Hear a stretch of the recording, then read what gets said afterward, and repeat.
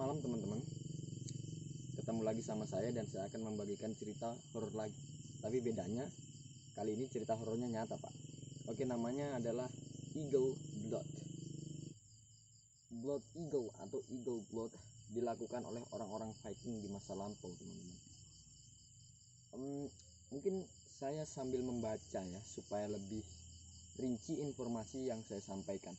Mungkin kalau ada beberapa kata yang saya lupa supaya saya bisa cross check ulang.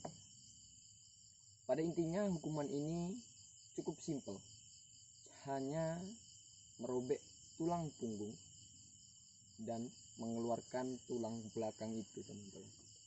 Itu adalah metode penyiksaan yang dilakukan oleh orang-orang Viking dengan tujuan memberikan hukuman tentu saja. Secara rinci, catatan paling awal tentang praktik mengerikan ini terjadi pada tahun 867 Masehi. Itu dimulai beberapa tahun sebelumnya ketika Ayla, Raja Northumbria sekarang Yorkshire Utara Inggris, menjadi korban serangan Viking. Ayla membunuh pemimpin Viking Ragnar Lodbrok dengan cara melemparkannya ke dalam lubang sarang ular. Jadi bisa dibayangkan pada saat itu hukuman ini dimulai oleh Adela yang membunuh pemimpin Viking dengan dimasukkan ke sarang ular, hingga lahirnya lah hukuman ini. Sebagai pembalasan, putra-putri Lodbrok menyerbu Inggris pada tahun 865 ketika Denmark merebut New York, dan putra Lodbrok yang juga merupakan Viking paling ditakuti pada zamannya, Ivar the Binless, memastikan bahwa Ayla harus terbunuh. Jadi hukuman ini memang didasarkan pada dendam yang kesumat ya, cuy.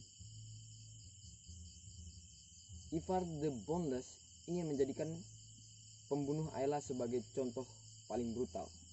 Tujuan lainnya untuk menyebarkan ketakutan ke dalam hati musuh-musuhnya. Jadi memang hukuman ini didasarkan pada dendam, sekaligus digunakan sebagai media untuk menyebarkan ketakutan pada musuh-musuh Viking pada masa itu, cuy.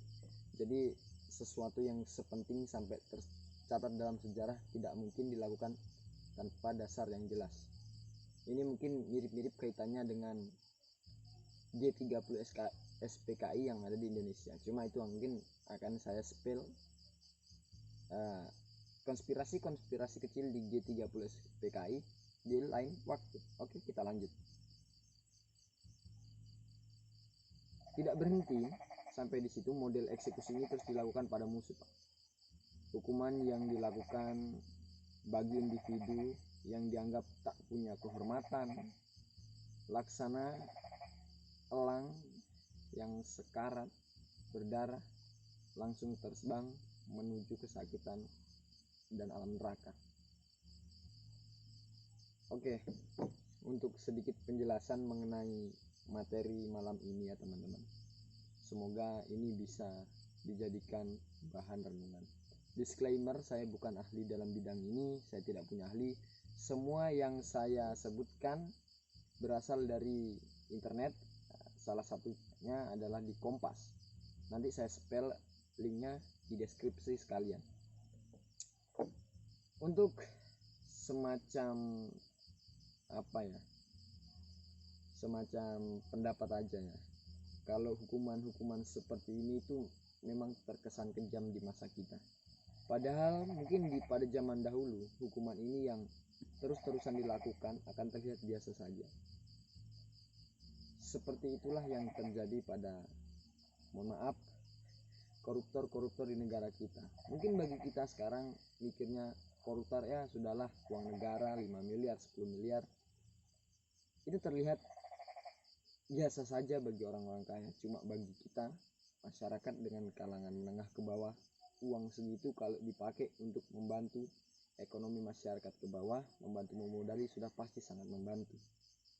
Semoga dengan cerita ini, dengan kisah-kisah yang akan saya bawakan yang nanti akan datang, teman-teman bisa terinspirasi dan paling tidak ada sedikit sesuatu yang baru lah yang teman-teman tahu. Toh di zaman dulu hukuman seperti ini tuh memang ada. Bahkan yang lebih kejam pun ada, seperti hukuman yang dari Perancis, penggal kepala itu juga sangat kejam ya teman-teman, cuma tidak semenyiksa ini.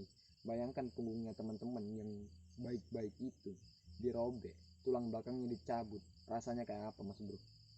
Itulah yang dirasakan musuh-musuh Viking yang berhasil tertangkap pada tahun 800-an Masehi. Oke, malam ini ceritanya cukup sampai di sini, dan akan ada video-video lagi yang tayang di channel Ruli Oktorian. Saya Ruli Oktorian, pamit undur diri. See you next time.